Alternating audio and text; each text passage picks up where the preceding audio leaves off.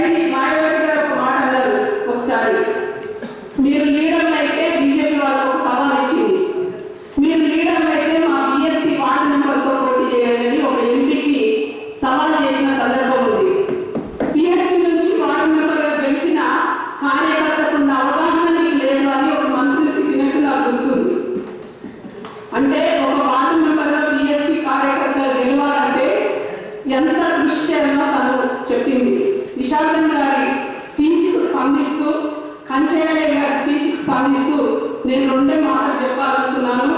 మీ అందరికి ఇష్టమైతేనే నేను మాట్లాడాను. విశాఖన్ గారు చెప్పిన స్పీచ్కి 100% నేను బయటి అడుగుజాడల్లో నడిచిన మనిషిని అని నేను చెప్తున్నాను. ఎందుకు చెప్తున్నాను అంటే నాకున్న ఆస్తి కోట్ల రూపాయల్లో లేదు. కంచయ్య గారు చెప్పినట్టు కిలోల బంగారం నా దగ్గర లేదు. నా దగ్గర ఉన్న బంగారం ఒక గాజు, ఒక గొలుసు. ఇది ఎంపీ ఎలక్షన్లో 2004లో నేను పోటీ చేసినప్పుడు కుదరబెట్టి 30,000 రూపాయలు తెచ్చుకొని ఎన్నికల్లో బహుజన సమాజ్ పార్టీ నుంచి సిద్దిపేట పార్లమెంటు ఎంపీ నేను ఎవరికి చేయడా అడగలేదు. నా భర్త, నేను, నాకు ఒక కుంటి అమ్మాయి, ఆమె వికలాంగురాలు, ఎర్రగుంటలో ఉంటుంది, ప్రత్యక్ష సాక్షి ఆమె నాకు ఎన్నికల అకౌంట్స్ ఇన్ఛార్జ్గా ఉన్నది. ఒక యాదవ్ అబ్బాయి డ్రైవర్. 7 నియోజకవర్గాలు 10 రోజుల్లో తిరిగినాను. మాయావతి గారు వచ్చి ఇచ్చిన స్పీచ్కు స్పందించి, ఆమె చెప్పిన ధైర్యానికి స్పందించి నేను ఎంపీగా పోటీ చేసినాను. నేను ప్రజల్లోకి వెళ్ళి సర్వే సత్యనారాయణ అప్పుడు నా ప్రత్యక్ష అభ్యర్థి, ఆయనకు నేను పోటీ చేసినప్పుడు 7 నియోజకవర్గాలు తిరిగాను. ఒకటే వెహికల్ మీద 30,000 రూపాయలు పెట్టుకొని 7 నియోజకవర్గాలు ఒక వెహికల్ మీద తిరిగాను. దాదాపు 10 రోజులు పనిచేసినాను. నాతో పాటు ప్రచారంకి వచ్చింది ఒక ఏనుగు. ఆ ఏనుగు ఎక్కడిది అంటే అడవిరామన్ సినిమాలో నటించడానికి వచ్చింది.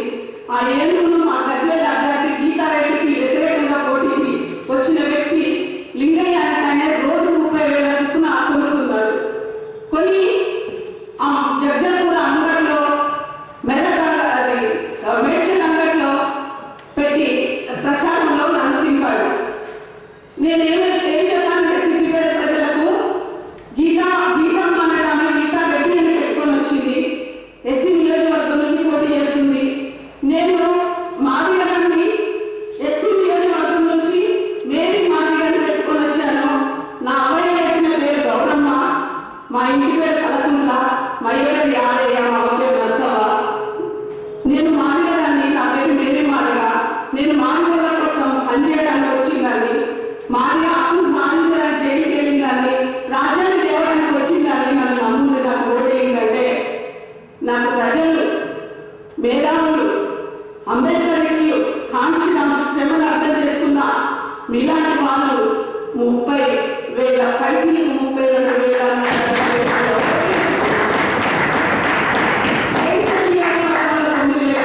వచ్చాయి.